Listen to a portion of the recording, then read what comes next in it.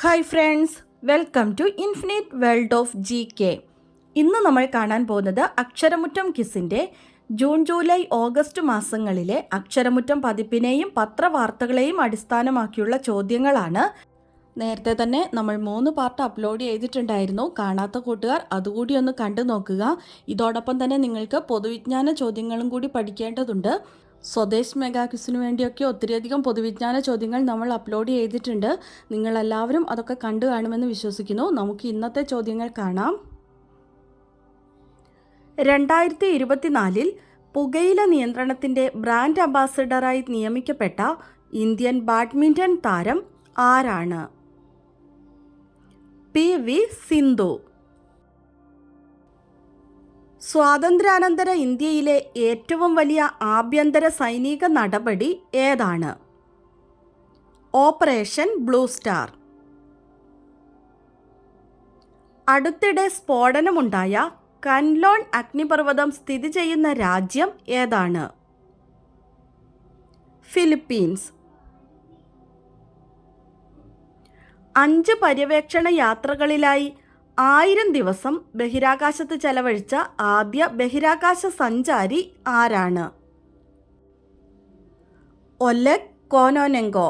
Russian ബഹിരാകാശ സഞ്ചാരിയാണ് Oleg കോനോനെങ്കോ.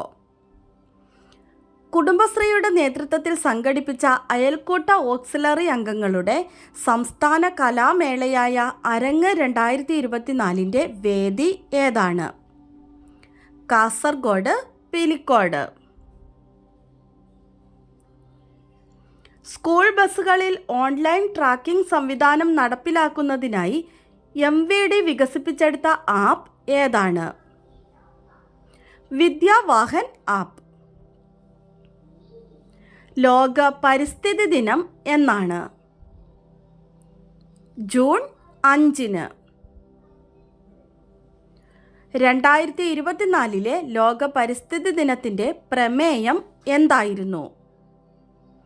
ഭൂമി പുനഃസ്ഥാപിക്കൽ, മരുഭൂവൽക്കരണം, വരൾച്ച പ്രതിരോധം എന്നിവയായിരുന്നു 2024 ലോക പരിസ്ഥിതി ദിനത്തിൻ്റെ പ്രമേയം. 2024 ലോക പരിസ്ഥിതി ദിനാചരണത്തിന് ആതിഥേയത്വം വഹിച്ച രാജ്യം ഏതാണ്? Saudi Arabia. ലോക പരിസ്ഥിതി ദിനത്തിന് ഇന്ത്യ ആതിഥേയത്വം വഹിച്ച വർഷങ്ങൾ ഏതൊക്കെയാണ്? 2011 2018 ഇന്ത്യ ആതിഥേയത്വം വഹിച്ചത്. ഇന്ത്യയിലെ പുതിയ റാംസർ സൈറ്റുകൾ ഏതൊക്കെയാണ്? നാഗി പക്ഷി സങ്കേതം, നക്തി പക്ഷി സങ്കേതം. 2 പക്ഷി സങ്കേതങ്ങളും ബീഹാറിലാണ്. നിലവിൽ ഇന്ത്യയിലെ റാംസർ സൈറ്റുകളുടെ എണ്ണം എത്രയാണ്?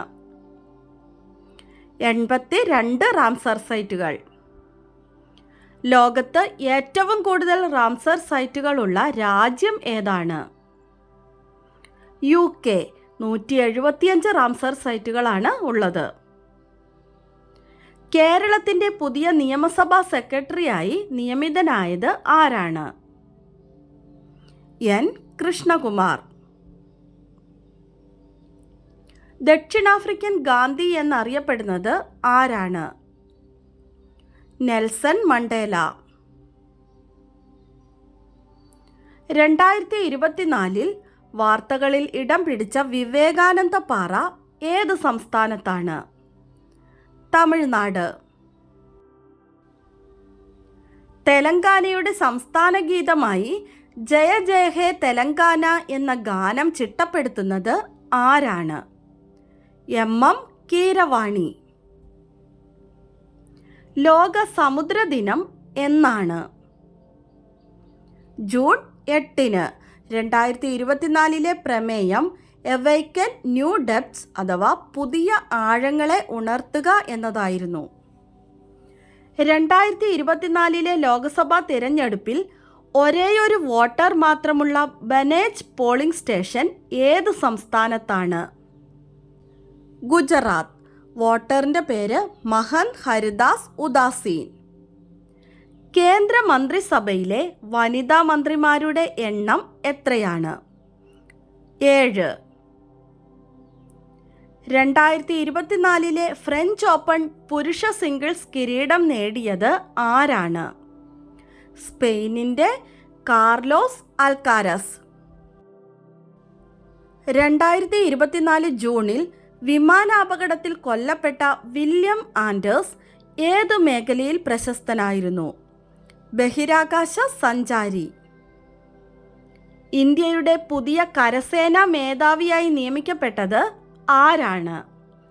Lieutenant general Upendra Dwivedi. ബാലവേല വിരുദ്ധ ദിനം എന്നാണ്? ജൂൺ 12. 2024 പ്രമേയം നമ്മുടെ പ്രതിബദ്ധതകളിൽ നമുക്ക് പ്രവർത്തിക്കാം, ബാലവേല അവസാനിക്കട്ടെ. Let's act on our commitment end child labour. ലോകത്തെ ഏറ്റവും ഉയരമുള്ള റെയിൽ പാലം ഏതാണ്? ചെനാബ് റെയിൽ പാലം.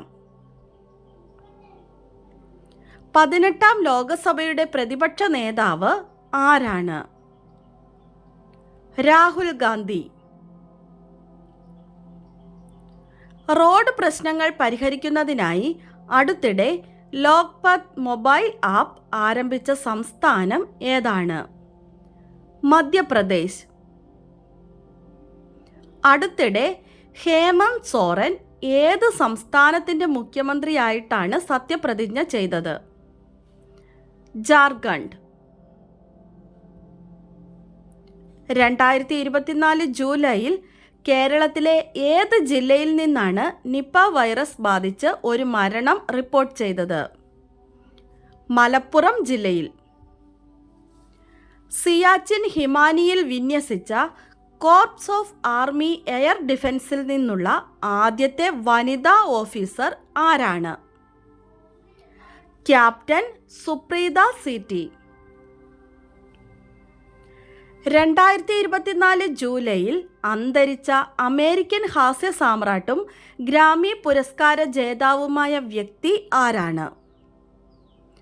Bob Newhart.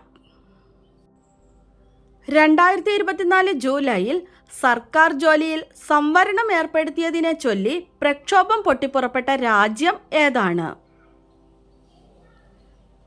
ബംഗ്ലാദേശ്.